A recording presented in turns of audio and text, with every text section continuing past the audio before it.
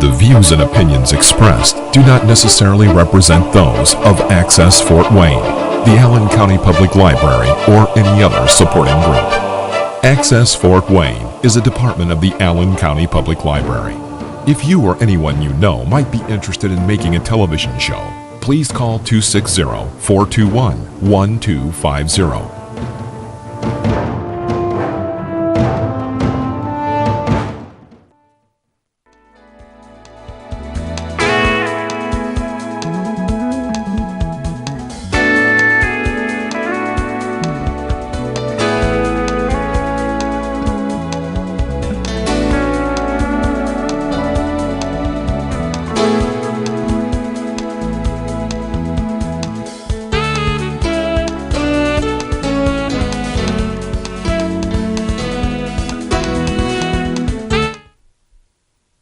Hi, I'm Dr. Rudy Kachmann. Welcome to our Mind, Body, Spirit show. You're going to find this very interesting, and I'm trying to stay as neutral as possible on this subject, but it's difficult once I tell you all about it.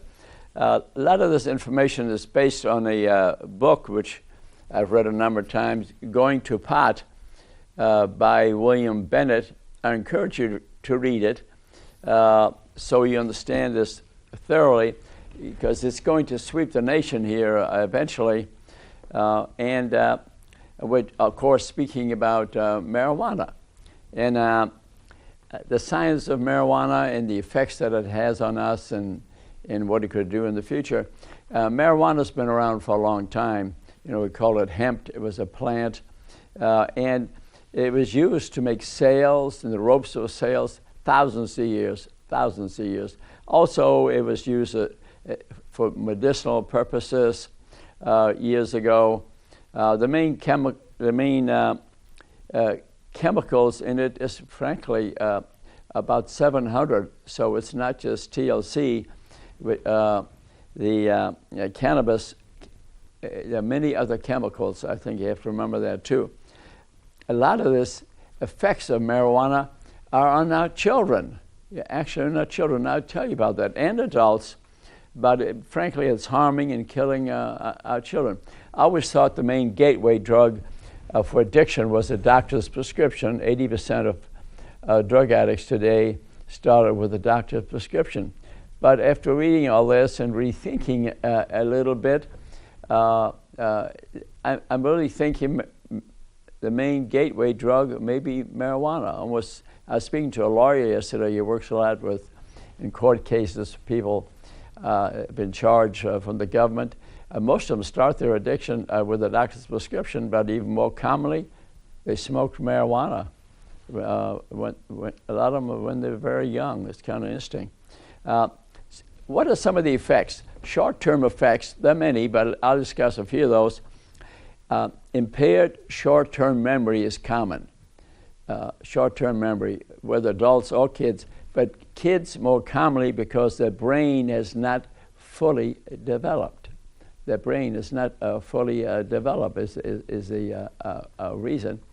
Matter of fact, they've done CT scans, MRI scans, and found evidence of missing pieces of brain, for example, well demonstrated on the scans. The brain just lights up where the damage has occurred. Smoking marijuana caused impaired motor coordination, driving, and increased risk of injuries. Yeah, about 10% of the accidents that we're looking at today, there's some marijuana in the blood. Yeah, maybe even a little bit higher than that. If it's marijuana and alcohol, for example, about 20% of the time results in a fatality. There's increased risk of altered judgment in people who are smoking marijuana fairly regularly. Also, increased sexual misbehavior. The people that are smoking lose their morality, and that's very common. So we've increased births on children without a two-parent family, for example. And increased doses, they have now found, causes paranoia negative thinking and psychosis. Yeah, if you took 250,000 people who say have a psychosis, 25,000 of them will have been smoking marijuana regularly. And you can imagine what kind of life, if they have any life, a psychotic has increased rates of schizophrenia. And as I already mentioned, there's about 700 chemicals in marijuana. It's not just THC, it's more than that. And what has not been studied either is the interaction between marijuana and other medications that you might be taking, okay? It comes right down to the government has not properly tested it, especially for uses like some people use it for medical marijuana that might have some medical purpose. We'll discuss that in detail, but there's been very little testing done, yet the FDA will do extensive testing for any old pill that we might buy, but for marijuana, they've done double-blind studies, clinical long-term studies, frankly. It would, frankly, we have GRAS limits generally regarded as safe. Marijuana would never pass that. And that's a federal law, okay? Now, effects of long-term use, for example, 9% of adults that are addicted to drugs are addicted to marijuana. And in 17% of the children, if they started use in adolescence. 25 to 50% daily users become eventually addicted. It has been found if you don't use an addictive substance before age 21, generally you don't become addicted later on. Kind of interesting. I mean, it could happen, but it's much less likely because the brain has fully developed at that point, okay? Also, smoking marijuana as a child alters brain development, poor educational outcomes. I miss school a lot, for example. They might say, I'm not going to get up today. I'm feeling too good, for example. Also, I want to mention long-term use. It causes the munchies. We have an increased rate of eating bad food, tend to get pot bellies. Yeah, pot belly can be a sign of someone smoking marijuana. And of course, they'll have the resultant 20 to 30 diseases that go with it, type 2 diabetes and the diseases that it causes, okay? And moderate use, long-term use causes cognitive impairment. IQs drop on average about 9% if you're smoking during adolescence, and it's not reversible. The effects of smoking, which is very little on the brain, but the lung, for example, can be reversed to most smoker over X period of time. But marijuana, most of the changes, usually like the holes we see in the brain, are permanent. Yeah. People who smoke a lot have diminished life satisfaction, decreased achievement, affects the lungs, causes bronchitis, and causes significant cardiovascular effects anywhere in the body, increase unannounced heart attacks, even in children, if that isn't interesting. In 2014, the New England Journal of Medicine published a scientific article with the things I just reviewed listed in them, so this is scientific, okay? One thing that isn't mentioned generally is that the potency, the dosage of marijuana has changed. It used to be much less potent years ago, but now the potency has increased tremendously, so some people use it for a time, will even pass out, have a seizure, and a few have even died, okay? And the chemical in there, THC, tetrahydrocannabis, is the chemical. And generally, there are a few states now that have approved it. California, Colorado, I think Washington, Washington, D.C. also. And there's about 23 states that approved medical marijuana, and we'll go into that more in a little bit. Of the medical marijuana, they think it helps glaucoma, pain is the main one.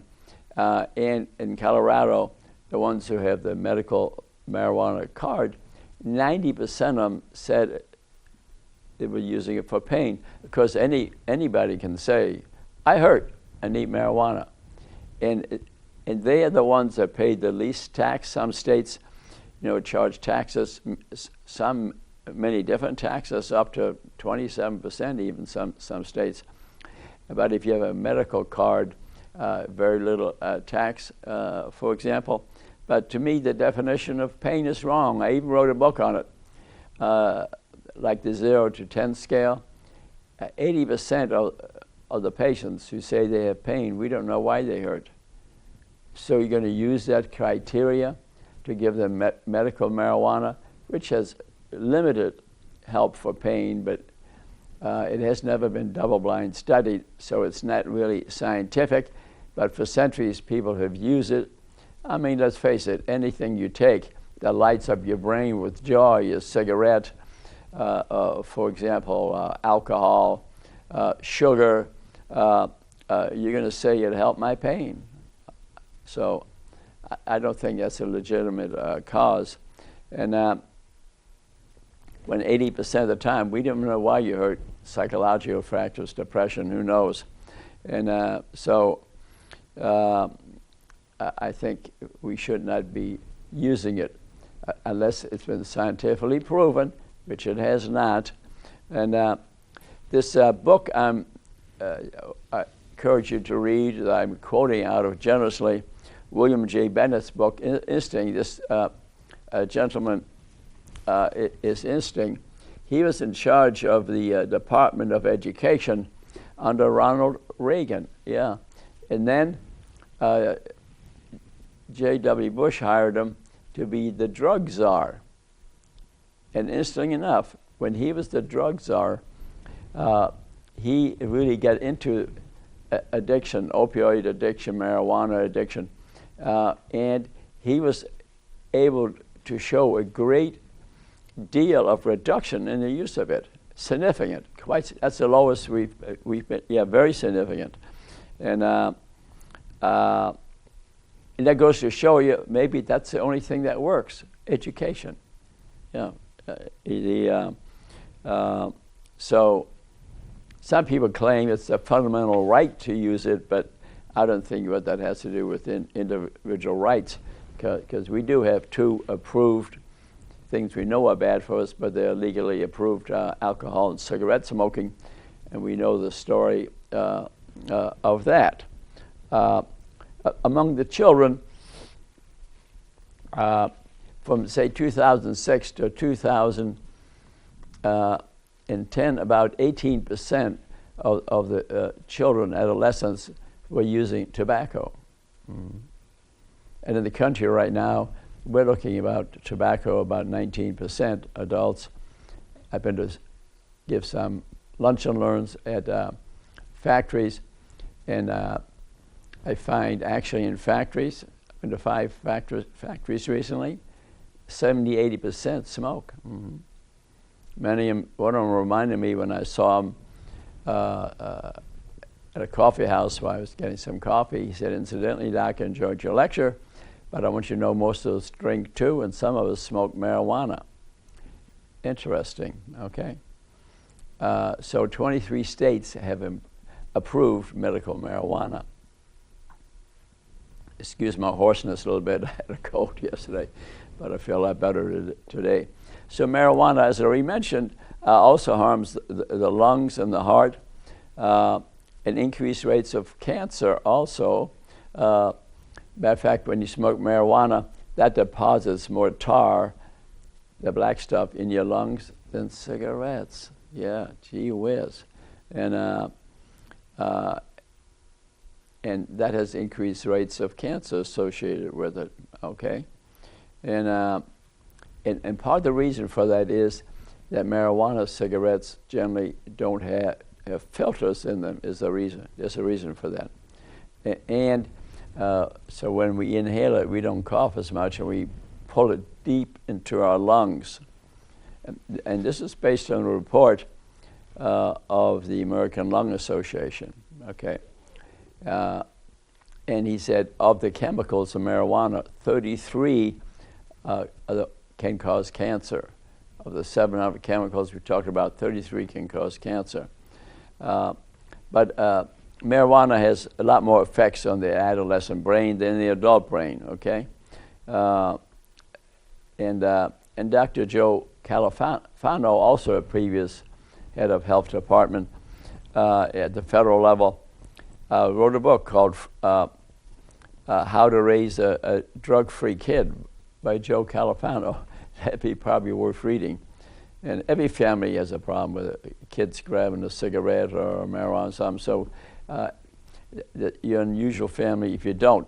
And so he has a very nice book written about it, probably worth reading.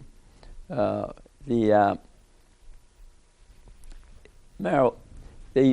Colorado, for example, they make many products out of marijuana, and they haven't been, most of them have not been tested. There's stories in this book about a woman, for example, who ate one of their candy bars that have marijuana in them, and she didn't realize how strong it was. Remember, I said different strength, unexpected side effects, and she became unconscious just from biting into one of their. Frankly, I think their previous governor, matter of fact, said he regrets that they have that legislation. They collect some tax money, all right, but they find out that the people who become addicted to it and have these other effects on the brain or the heart and increased accidents, when you add it all up, that costs a heck of a lot more than the money they made from taxation. Matter of fact, they collect in Colorado only 0.3% of the whole budget of taxation is for marijuana. I mean, ridiculous small amount. And they spend a large amount on medical care of people with their addiction, especially when what I mentioned at the beginning of this show is that what things did people take before that eventually result in their addiction. I always said doctor's prescription is huge, and it is. 80% seem to start with a doctor's prescription, but I personally think they have not properly studied the effects of marijuana, because many more people smoke. Like if you have 30 million people who seem to be addicted, that's right in the U.S. Actually, about 22 million of those, it's marijuana. Yeah, interesting. Isn't that interesting? So it's a gateway drug. Anybody tries to say it's not a gateway drug, can forget it. And as I mentioned, if by age 21 your child is not addicted to these medications, probably you lucked out, or the child lucked out. What is medical marijuana? That is marijuana used to treat certain conditions. And as I already mentioned, the most common one is pain. 90% have a medical marijuana card. It's pain. But pain, the definition of pain is wrong. I've written many books on that. They're on Amazon. That book number 2 on that was, we need a new definition for pain. If you take 100 people with pain, 80% of them, we don't know why they hurt. We don't know why they hurt, and they hand them narcotic scripts. Well, now they're smoking marijuana. Only 20% do we know why they hurt, so we can do something about it and use narcotics for a limited time. And to generally use medical marijuana to control pain will get totally out of hand. It is out of hand. It is out of hand. You can see Colorado is out of hand, okay? In New Amsterdam, which I visited last year on a trip up the Rhine, I found that these coffee shops, and they sold marijuana there. Actually, they have no law outlawing marijuana, forbidding marijuana in that country. They just allow a little bit. You can pick up in the coffee shop. You can keep a higher dose at home. But they regret it too, because a lot of the nations that don't approve it come there to shop and abuse it and get into legal troubles in Amsterdam, get in accidents and things of become intoxicated with it, for example, and not used to it. Like New York State, has limited allowance for medical marijuana. They allow it in food, oils, pills, vapors, but smoking is prohibited.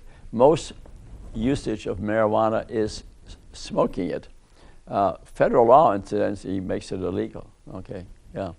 Although the Obama administration and the present administration allows it to be used in certain states, although federal law does not allow it, and the legalization is sort of spreading through the country.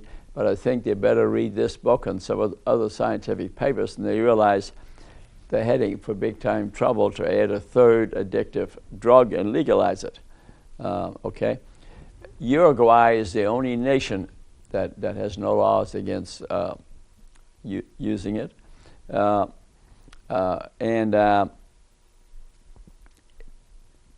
we have around 3 states or so, and Washington D.C., who do allow it now, although they violate federal law. Okay, and so I'm thinking, William Bennett is thinking that the federal government has abdicated its responsibility. Yeah, yeah, and I think Obama took it easy on it, and to me, big mistake. I voted for the guy, but that action was a big mistake, because I think the way it's going now, we'll have legalized it in the nation, and we're going to regret because it's a gateway drug to increase addiction. We will never face the addiction in this nation to opioids, marijuana. I think William Bennett, I think he had the idea. Education, big time, not little time, but we had big time education. That was one of our lowest incidents of addiction in the nation. I saw that in the book, and it's very interesting. And we're all looking at the doctor's prescription, and that's a big part. But the marijuana has to play a part with it. And to me, from reading all this, I think it's bigger. I think it's bigger. So that medical marijuana is important is a myth. It's not been FDA tested. Let them run FDA clinical trials and see if it passes the GRAS standards, generally regarded as safe. Use it for pain, fine. But till they do that, should not be used for that, should not be sold for that. And what is they're doing in Colorado and some of the other states is a scam. It's frankly a scam. Some of the individual stores will have 10,000 customers in a month, I think it is, maybe shorter term than that. Huge amount of customers that run through there, and they run marijuana buses and marijuana planes and marijuana hotels and marijuana parties. What do we want? An addict nation? We almost got it already. Add the marijuana, legalize marijuana, we will have an addict nation. Maybe we need it, okay? I don't think we're draining the swamp. I think we're enlarging the swamp. Arizona has 34,000 people on medical marijuana. So, you know, they're driving down the highway, marijuana in them, they're driving their car. And that makes them more optimistic and increased rates of accident, especially if it's combined with a little bit of alcohol, some cigarettes. I'm in heaven, and boom, we get a truck accident, okay? So, and medical marijuana finds its way to children. Yeah, yeah. They parents are using it, and actually 50% of the marijuana that kids smoke, they got from somebody from medical marijuana. 50% of the kids who use marijuana and its effects on the brain and the heart and the lungs get it from people who are using the medical marijuana card.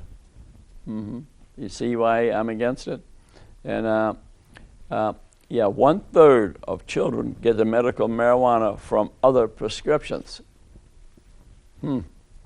So I think we know what to do there, okay? And 70% of addicted children, okay, started with marijuana as a drug. So the story about doctors' prescriptions, I am beginning to think marijuana is one, doctors' prescriptions are two. Never heard that before, but it's there. It's in the stats, okay? And so if you don't smoke marijuana before age 21, I doubt that you will, okay? In the 12th grade in the U.S., they found about 22% have used marijuana. In Colorado, 31.2%. That tell you anything? That tell you anything? You increase availability and you increase usage. You increase uses, okay? And 3,000 traffic deaths in the U.S. last year were related to marijuana in the blood. Okay? And in the last 5 to 6 years, the medical marijuana death rate has increased, and the rate increases if they're also consuming alcohol, as you would expect. Here's an interesting one. As much as I love my cats and dogs, they have an increased rate of pet deaths in families who are smoking marijuana. Because the pets are getting into it, they're chewing it, and some increased rates of death, injuries, and the average age of children who are addicted to marijuana is 17.9% is the 17.9 is the average age for kids smoking marijuana. In Denver, Colorado, there are more marijuana shops than Starbucks. My drug, coffee. We all need something to feel better, okay? But try to pick things like I do. I get up in the morning, I hug the wife, I hug my pets, I go down and watch the bird feeders, I watch the rabbits walking by, the deer are eating some corn I left out for them. I take a walk in the woods and I'm looking at the leaves and I'm singing songs. That's my fix. What's your fix? Okay, we all need it. Nature designed, we need a fix, okay? But pick something good. Don't make it cigarettes or alcohol or marijuana. Music, dancing, a hug, for example, love of the family, okay? And in Los Angeles, there are more Starbucks and there are more marijuana shops than Starbucks or McDonald's combined.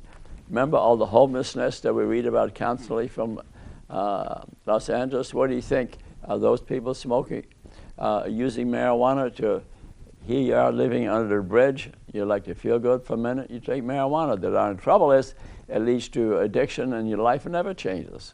Most of them probably addicted already. I mean, the medical cost of people who use marijuana is 10 times more than $1 you spend on prevention. $1 spent on prevention. Remember Bennett in prevention?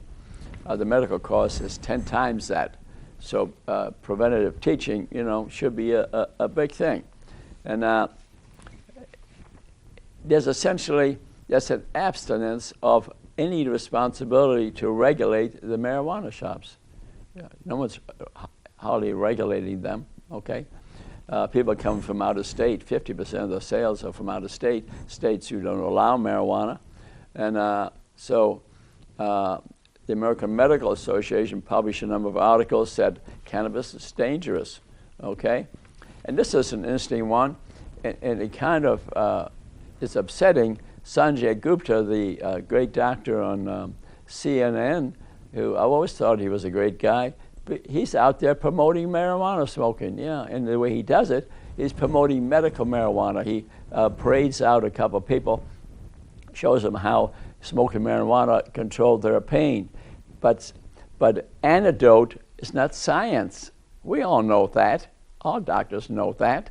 And anecdotal thing. It has to be controlled studies, long-term studies, clinical studies to prove that something works. Just to parade a couple of people, including a child, I think it's one of them, an adult in front of a TV camera, and say it helped them, that we should prove it, totally ridiculous. You just have to be, FDA's got to run studies on that. Shame on you, Sanjay Gupta, shame on you, because I've seen that show many times. And you're going to help spread medical marijuana and then eventually to full-scale legalization across the whole country. I see it happening, and you will be partially responsible, Sanjay. I'm disappointed, okay? So what we need to do is set up special criteria if we feel we need to use it, although we have plenty of medications, pain medications. We don't need marijuana. But if you want to set up special criteria for medical marijuana, they're on page 65 of this book. You can go through those. Okay, I'm not totally against that. Fine. But the doctor has to be partially responsible. Right now, no doctor can write a prescription, incidentally, for marijuana. He has to send in a letter, though, saying that you need it for cancer or something, for pain and cancer. We have plenty of medications that work for that, but if you want to insist on that, I see William Bennett feels a little guilty in here about not approving it for some anecdotal thing. That's not science, though, okay? So testimonials are not science. Because they'll help you doesn't mean it's scientific. It needs to be studied. Double-blind studies where some get it, some don't. And legalization has some other problems too. Occasionally people are trying to refine it more, do one thing, and they have explosions in the home. There have been fires for marijuana, you bet. And one, I think all kids ought to consider, and adults too. It causes the munchies. You want to eat more when you take a marijuana. Yeah, you can't stop eating, you get a big old pot belly, and what do you think your classmates are going to do to you? They're going to crucify you. They're going to bully you. They're going to make fun of you. And who wants a pot belly? Okay, who wants a pot belly? And increased rates of type 2 diabetes, kids and adults, 30 diseases attached to it, increased rates of cancer if you get a pot belly. I don't think so. I mean, there's a good reason for you. There's a good reason for you. Okay, Colorado has about 10,000 marijuana shops. Yeah, okay. And I know what he was saying really that one shop had about, no, that's what it was. One shop has 10,000 customers. Can you imagine that?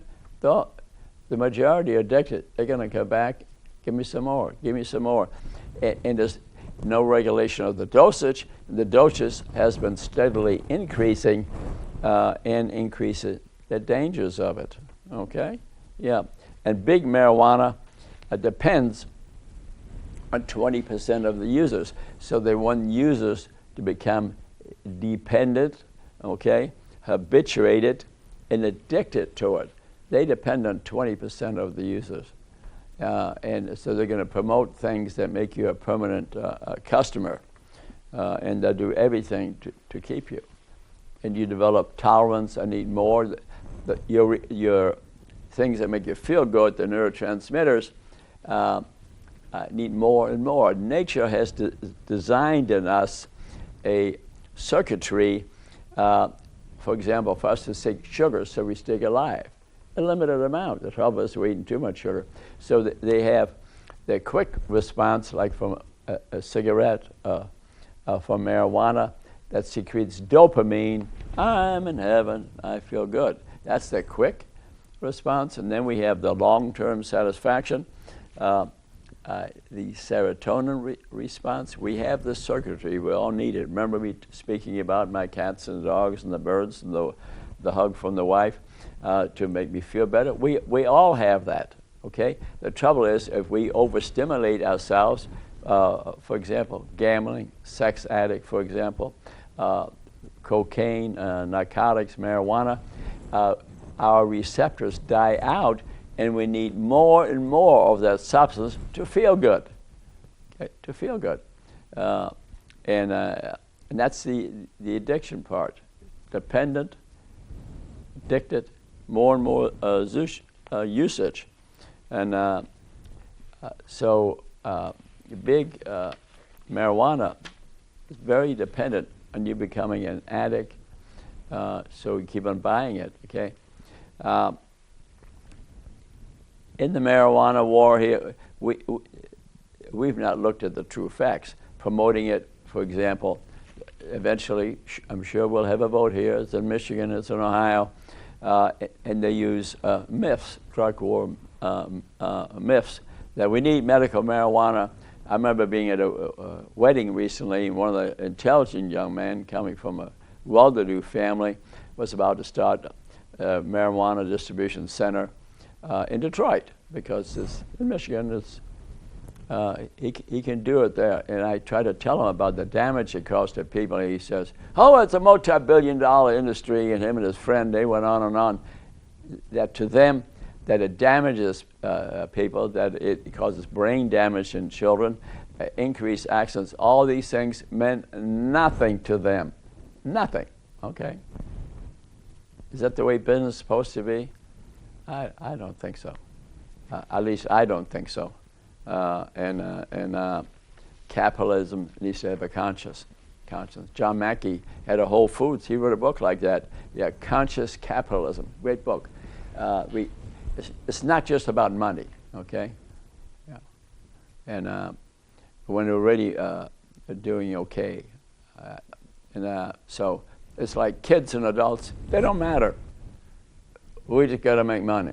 Well, I don't agree with that. Okay, so they put out falsehoods depending on what interest group. Yes, so you be very careful what you're hearing.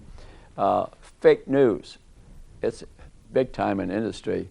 We think it's new in politics. Nothing new in politics either. Okay, so there's plenty of fake news out there, and marijuana is a tremendous amount of falsehoods and fake misinformation, and it's political. But it's not much difference in Republicans versus Democrats. So one party is not totally versus the other. Although I thought at a federal level, the big mistake was made by Obama, sort of, putting it next to cigarettes and not making a big deal of it. I think he had the opportunity, especially his second term, didn't have to run for re-election, to go after it big time, act like Bennett or Califano, and maybe we could prevented this national epidemic that's about, well, it's already here, let's face it. That's going to get even worse. Yeah, I think probably it's unstoppable unless you, the citizens, stand up and vote and not just say, oh, it's okay. Well, you'll pay for it, all right? You'll pay for it by having mentally defective children, maybe a schizophrenic, decreased ability to learn, maybe lose one in an accident. So it's coming. In Colorado, if you go to the resort, 90% of the people buying marijuana products at resorts are out of state. Mm-hmm. In big cities, 40% are coming from other states to buy it. You say, well, we could make the money. Well, in Colorado, the damage to their population is going to be worse, even in the states that might be next door who don't legalize it. It may come across, but they'll not be as bad as Colorado itself or California, for example. Remember the homelessness in California I spoke about?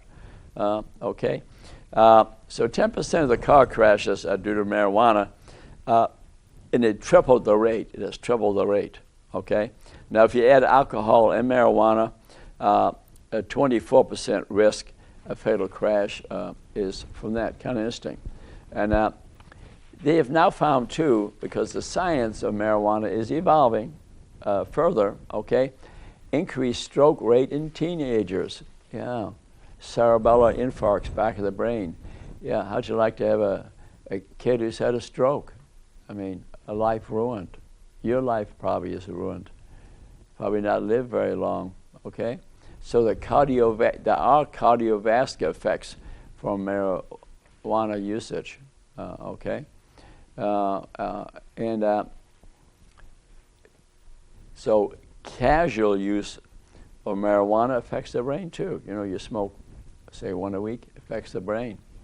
Causes to teenagers, causes some damage to the brain. Okay, so there's a false promise of tax revenue.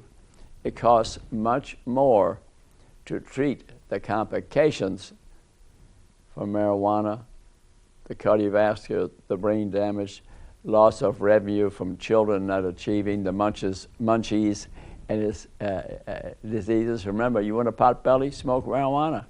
Okay, you want brain damage, smoke marijuana. So legalization of marijuana will cost society. You're not going to make it up from tax money. Even remember, in Colorado was quite high, 0.3% of state budget money from taxes, and the cost of taking care of the people is a lot higher than that. It really isn't worth it. And so our culture fought back under William Bennett.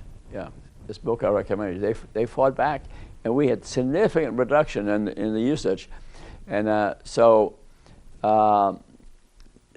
that of 25 million illegal drug usage we have in the nation, 19 million are from marijuana.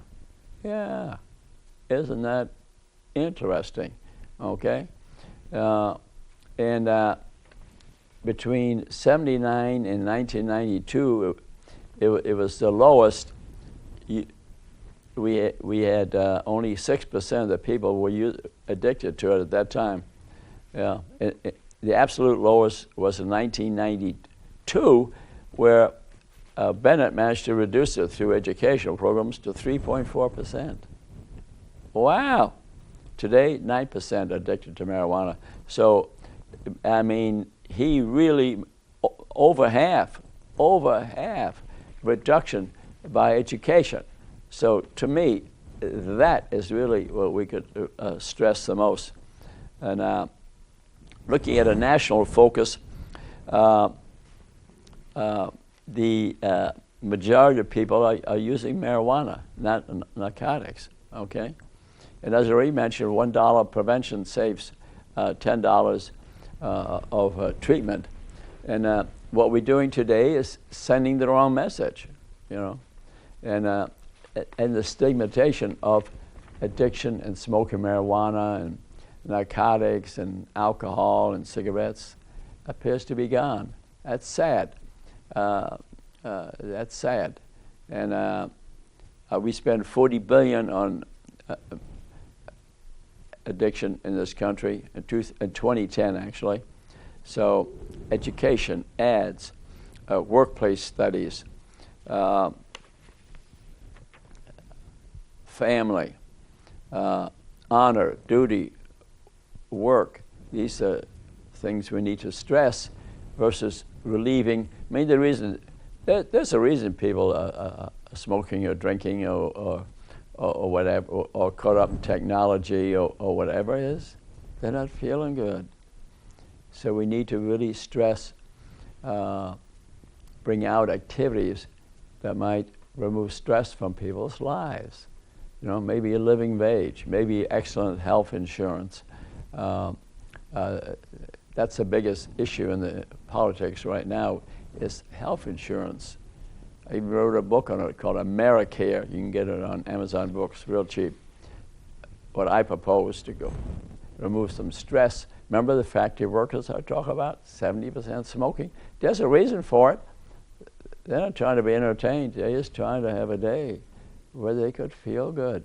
But we get to teach them different ways of feeling good. And in the Netherlands, Amsterdam, where I was, I couldn't walk through the town with somebody blowing smoke in my face. Cigarettes and marijuana looked like the whole town was smoking. Yeah, I walked past buildings. You had to literally duck to avoid the smoke. And so it leads to other addictions. And now in Netherlands, they have rehab centers for children. Mm-hmm. Yeah. They have rehab centers for children who, from marijuana addiction and addictions in general. Can you imagine that? What can it get any worse? And in England, they did a huge study, found increased rates of psychosis, big time, but people increased rates of schizophrenia from addiction. And the cost involved, of course, was tremendous. And the increase of psychosis in marijuana increased the risk about 40%. Wow. Wow. So it's a gateway drug.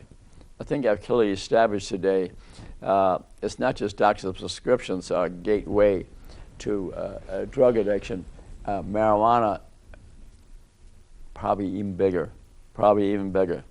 And if they smoke marijuana before age 15, there's 62% will become a cocaine addict as an adult.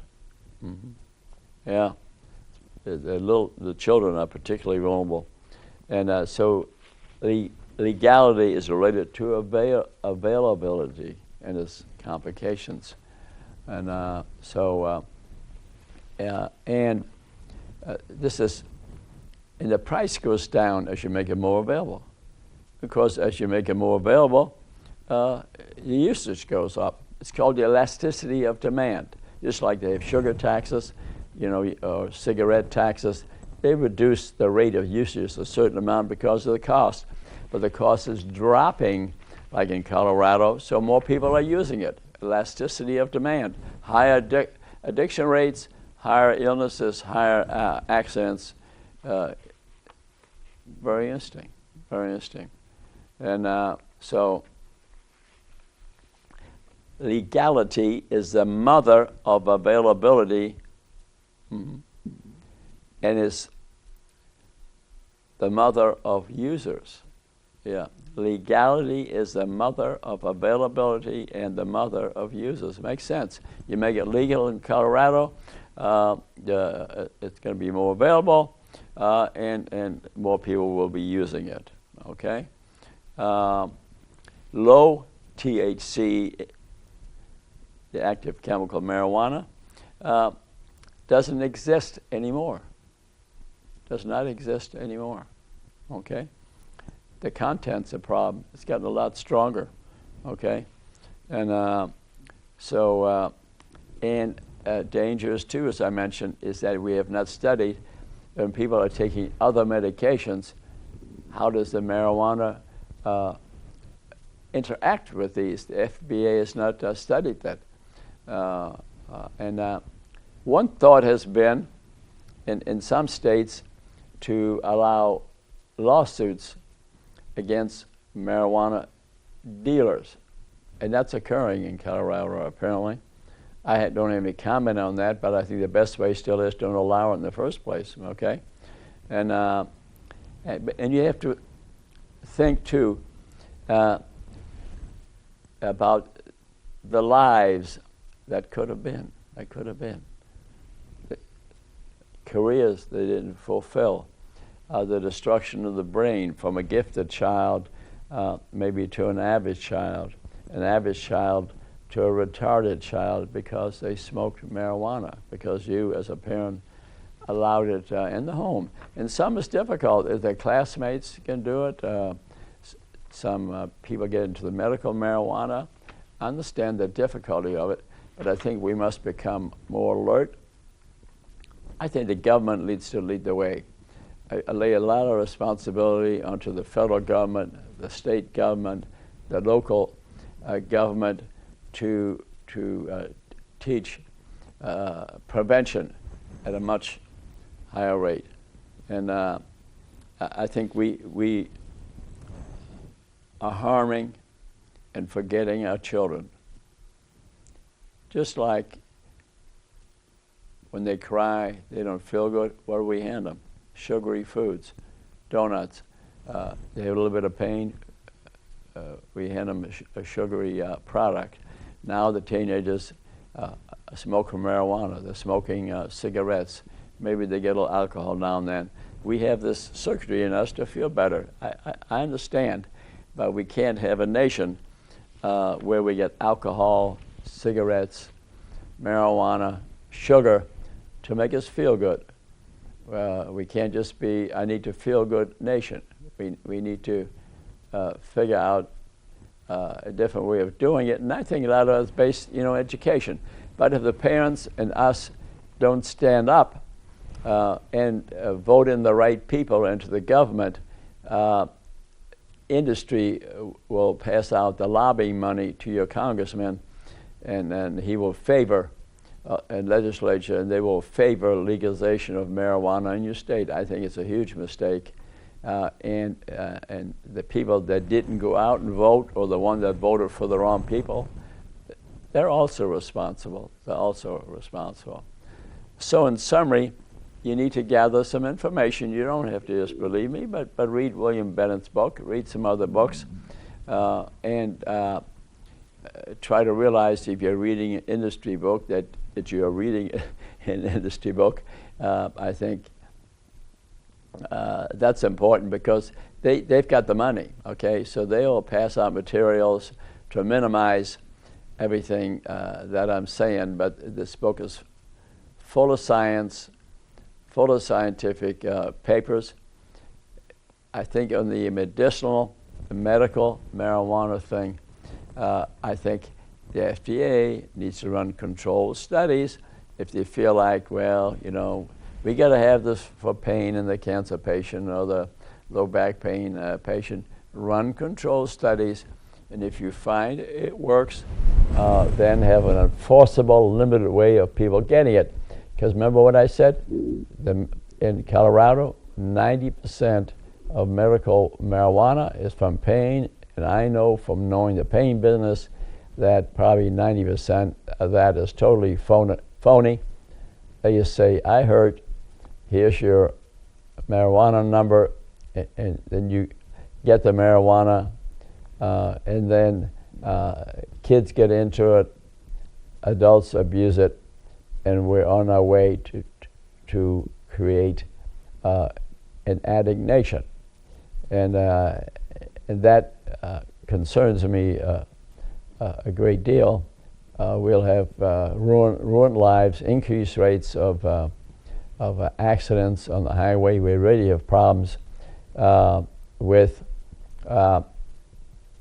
diabetes, for example, truck drivers coming down the road who leading a sedentary lifestyle and have increased rates of diabetes. I'm not blaming them, but we need to be aware of that.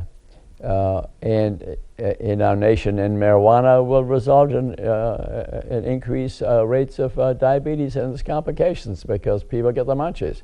They just love to eat and lose their judgment when they're having a smoke. So speaking about all the addictions a little bit, let's say a doctor's prescription can lead to that, especially if you're taking it for not a very good reason. That 80%, we don't know why you're hurt, we give you a narcotic script. You might start marijuana, and you maybe increase alcohol eventually. Some use technology as an addiction too. They're creating a different world for themselves. You see kids walking around, adults too, walking down the street, crossing in front of your car, and are so involved in this world they've created on the internet. You can see that's an addiction. That's what they use to feel good. And you might say, well, it's not as bad as marijuana. Yeah, I'd go along with that. But if you walk in front of a bus or a truck or a car, it really isn't as good. So we need to make it to, especially the children, for example, we need to, make them happy with love and ambition and speak to them about the future. Maybe speaking about the brain a bit, showing them pictures of brains of children having brain damage from from smoking, maybe that'll have some effect. It's hard to motivate people. That's very hard. But you have to think of sometimes putting a dream in a child, but I think just showing a child some love, for example, can avoid addictive behaviors sometime, because everybody likes to feel good. I like to feel good. That's why I play sports, and I take my walks, listen to music. You won't believe this one. Now I took up tap dancing. Yeah, for about 4 months I'm tap dancing now. It's exercise, makes me feel good. I play tennis a couple nights a week. Now I took up pickleball. I don't necessarily recommend it to everyone. You got to first see if you can do it. But that's a real fun sport. Good exercise. Meet a lot of people. They speak to each other. A lot of socialization. Socialization helps reduce addictive behavior. The only trouble is if your social group has also bad habits. And I think this is what I'm seeing at the factories. They have a social group there, but I think to speak to another person, they go outside the building, they're all smoking together. Well, that doesn't work too good, okay? In fact, I met a manager of a factory in Mexico who had stopped smoking, who then didn't know what's going on in the factory anymore, so he took up smoking again, so he'd get part of the social group, find out what's really going on at this plant. Interesting, sort of a sad story. I think I talked him out of the smoking thing. Some addictions, you know, you can break them, but some is tougher than others. You know, some people can just put that cigarette away, the marijuana away. Others, it's more difficult. Some need a counselor. Some need to go into rehab. Some need to go into rehab multiple times. And of course, you read about in the paper all the time now the cardiac arrests, respiratory arrests are getting more common all the time. I know of someone that works in a funeral home, and I asked him not to, but he's constantly telling me the stories of people that come in, and he was telling me one recently again, it was a drug addict. Family said he was also a marijuana smoker. Okay, I speak to my friend Phil Terrell, the attorney who deals with people in the criminal justice system a great deal, and finds marijuana really is the thing most commonly mentioned. So in summary, I hope that you might participate in your future of yourself and your family by taking an active interest. Mine's not the final opinion. Mine's not the final opinion. Join me. You see me, talk to me, give me a hug, and tell me what your thought is. But otherwise, we will be taken over by the industry through lobbying money. They'll bribe our congressmen, and it'd be very difficult to prevent the marijuana industry from coming to the state of Indiana. And I assure you, I guarantee you, that it'll have tremendous effect on our state. It will not increase the tax money in the long run. Matter of fact, it'll cost us. It will ruin the lives of many people with increased rates of heart attacks, strokes in children, increased rates of depression, schizophrenia, children and adults. Very little benefit from medical marijuana. I would predict, if you feel insistent about using it, well, let's look for some scientific FDA studies that pass the grass limit, generally regarded as safe. I just don't think that's going to happen. Otherwise, thanks for watching the show, and watch some of our other shows on public access TV. Appreciate them allowing that to do that. I also see people for free at the Three Rivers Pharmacy by Concordia High there, end up Anthony. There you can stop, make an appointment, and I teach people how to get rid of their diabetes, stop, reverse it. I teach people about addiction, how to try to get rid of that, smoking cessation. I speak about that, and that's been, I think, helpful to a lot of people. And I give lectures once a month. You can go to Facebook, Kachmann, Live to be 100, and look at my series of lectures that I give. You can go to Amazon Books, and about books that I've written about every aspect of wellness and health, from drugs to gluten